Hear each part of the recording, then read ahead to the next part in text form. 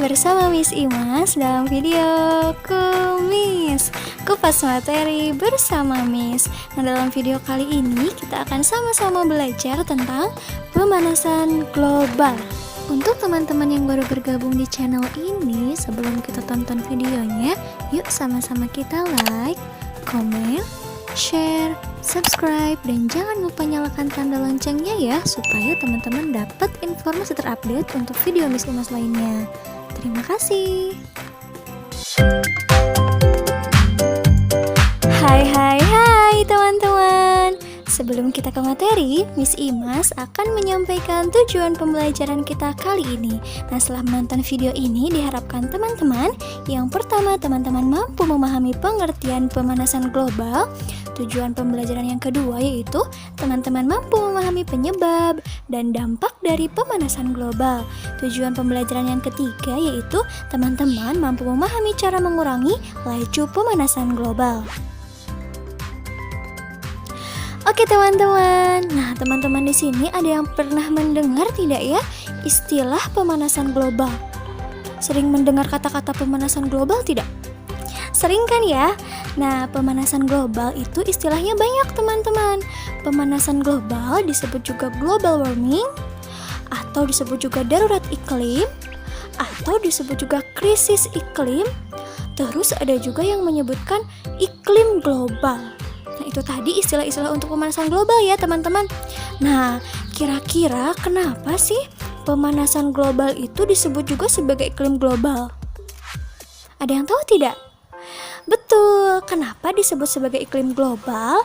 Karena di beberapa wilayah di muka bumi ini ada yang mengalami perubahan cuaca yang ekstrim. Misalnya, tiba-tiba saja turun hujan, lalu tiba-tiba panas lagi, dan sebagainya. Nah, pemanasan global adalah meningkatnya suhu di atmosfer, di laut, dan daratan bumi. Nah, pemanasan global ini terjadi pasti karena ada penyebabnya kan teman-teman? Betul. Nah, penyebab utama pemanasan global adalah ulah kita sebagai manusia yang banyak memproduksi gas-gas berbahaya seperti gas karbon dioksida yang terbang ke atmosfer. Nah, sehingga menyebabkan permukaan bumi bertambah panas karena gas-gas tersebut. Nah, teman-teman, selain karena ulah manusia, ada beberapa penyebab lain pemanasan global. Yang pertama, karena polusi udara yang tinggi yang mengandung gas beracun.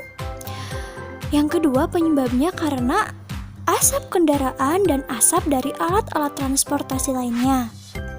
Yang ketiga, penyebabnya yaitu karena banyaknya pembangkit listrik yang memanfaatkan minyak bumi dan batu bara sebagai bahan bakar.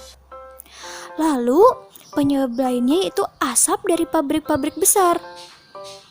Penyebab yang kelima yaitu adanya gas metana yang dihasilkan dari kentut dan kotoran sapi yang terbang ke atmosfer. Lalu penyebab pemanasan global lainnya adalah penggunaan pupuk juga dapat menghasilkan gas yang berbahaya bagi atmosfer teman-teman. Lalu terjadi yang ketujuh karena pencemaran di laut. Dan yang kedelapan, karena adanya penebangan dan pembakaran hutan, serta masih banyak lagi penyebab lainnya. Nah teman-teman, pemanasan global ini memiliki dampak atau akibat yang berbahaya untuk makhluk hidup. Dampak yang pertama yaitu meningkatnya ketinggian air laut. Yang kedua, mencairnya es di kutub. Dampak yang ketiga yaitu meningkatnya suhu di bumi. Jadi suhu di bumi itu menjadi lebih panas. Dampak yang keempat yaitu musim kemarau akan lebih panjang di sebagian wilayah yang memiliki dua musim seperti Indonesia. Dampak yang kelima yaitu laut menjadi semakin hangat. Dampak yang keenam yaitu musim tidak menentu, teman-teman. Dampak yang ketujuh yaitu terjadinya bencana alam seperti badai, tornado, banjir, dan bencana lainnya. Dampak yang kedelapan yaitu hewan dan tumbuhan akan mengalami kepunahan. Lalu dampak yang kesembilan yaitu bisa jadi manusia akan mengalami kelaparan karena hewan dan tumbuhannya sudah punah. Dan dampak yang ke-10 yaitu hutan lama-kelamaan dapat berubah menjadi gurun. Dan masih banyak lagi dampak-dampak lainnya yang berbahaya untuk makhluk hidup di muka bumi ini. Oke teman-teman, nah berikut ada beberapa cara yang bisa kita lakukan untuk mengurangi laju pemanasan global. Cara yang pertama yaitu kita bisa menghemat penggunaan listrik dan menghemat penggunaan air. Cara yang kedua yaitu mengurangi pemakaian plastik dan barang-barang yang tidak bisa didaur ulang. Cara yang ketiga yaitu sering memakai kendaraan umum daripada kendaraan pribadi teman-teman ya. Cara yang keempat, menanam pohon atau melakukan penghijauan, istilahnya reboisasi. Cara yang kelima yaitu sering-sering berjalan kaki atau menggunakan sepeda untuk mengurangi polusi udara. Cara yang keenam yaitu tidak melakukan penebangan pohon secara liar. Cara yang ketujuh, mengurangi konsumsi daging sapi dan daging lainnya dan meningkatkan konsumsi sayuran teman-teman. Nah kenapa? Karena sapi itu tadi menghasilkan gas metana yang bisa berbahaya untuk atmosfer. Cara yang kedelapan yaitu mengurangi penggunaan bahan bakar minyak atau BBM. Cara yang kesembilan, mengurangi penggunaan AC atau pendingin karena AC itu bisa menghasilkan gas CFC yang berbahaya untuk atmosfer.